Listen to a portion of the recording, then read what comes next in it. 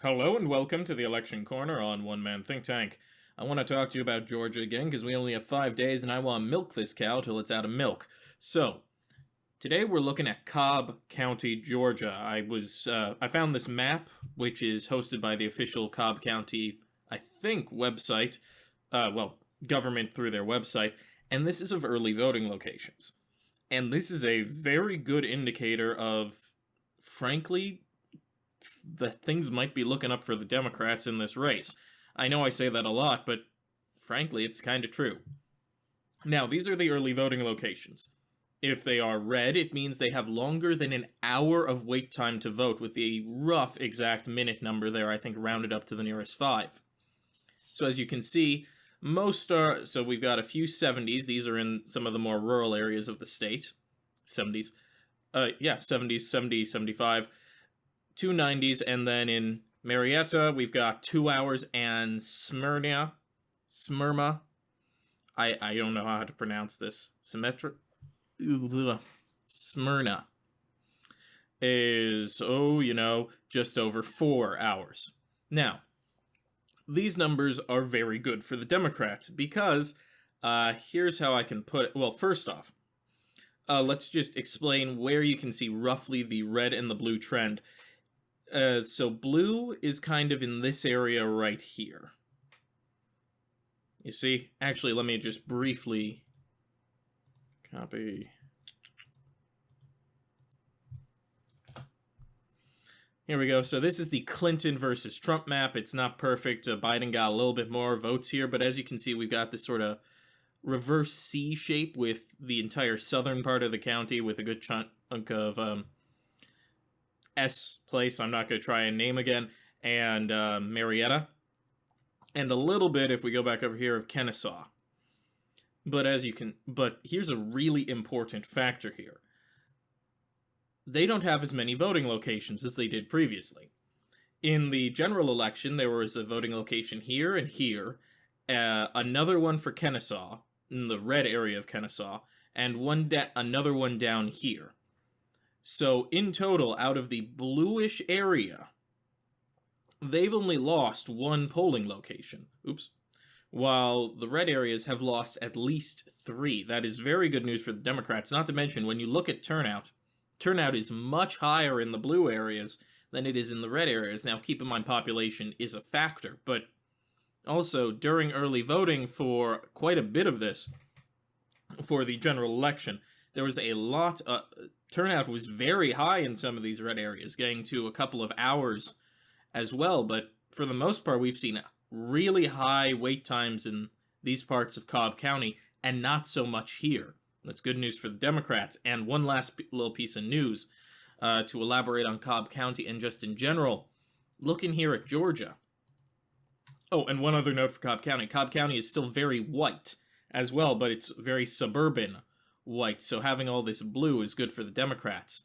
Looking at the number totals here, right now we are only about 5 days away from the runoff election, which it's going to be over sooner than you think.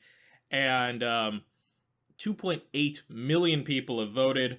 This is, of course, about 700 actually, thousand less than voted in the general at this point, but that's still a really high number for a runoff.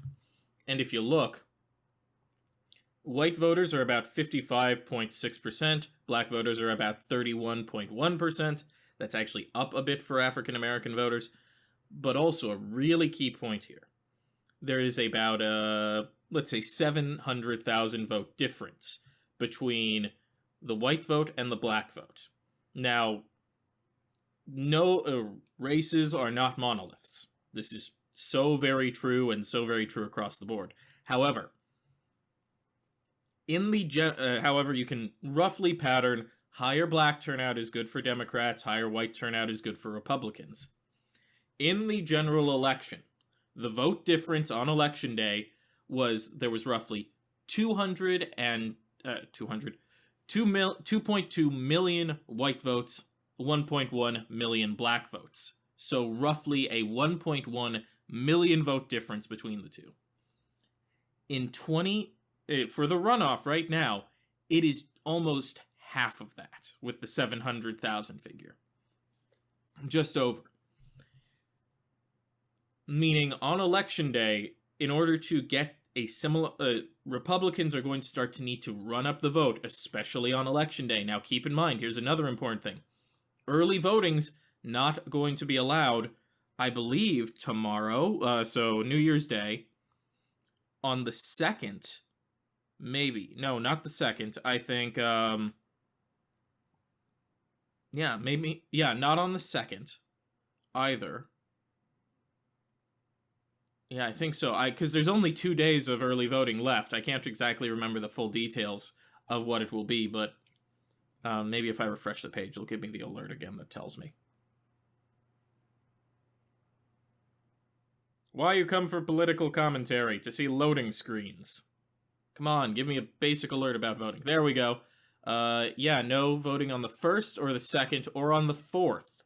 So there's only 2 days of early voting. Well, 1 day of early voting left if you don't count today. So, and then there's election day. This is meaning Republicans don't have a lot of time to get a lot of votes in. And this is assuming very high same-day voter turnout. Very high. So we'll have to see. The fact that Republicans are trailing, and most of the counties, if we go to the county breakdown, look good for the Democrats, because, like I have said before, a lot of these areas where we're getting the vote is suburban white areas, meaning this white vote's going to break a bit more Democratic than normal. And that's to be expected from early voting. I'm not saying this race is guaranteed for the Democrats, but these are good numbers. And early voting is showing low Republican enthusiasm. I did a video on Trump holding a big old rally the day before. We'll have to see if that has an effect, but if you want total honesty, this race is definitely gonna be close. So with all that being said, if you liked the video, drop a like and a comment down below. If you want to hear more from the channel, click the subscribe button and the notification bell to be alerted when new content is released. If you want to hear more from me outside of YouTube, I have a Twitter at OneManThink10one, the Roman numeral, linked down in the description below. And as always, and most importantly, have a wonderful day.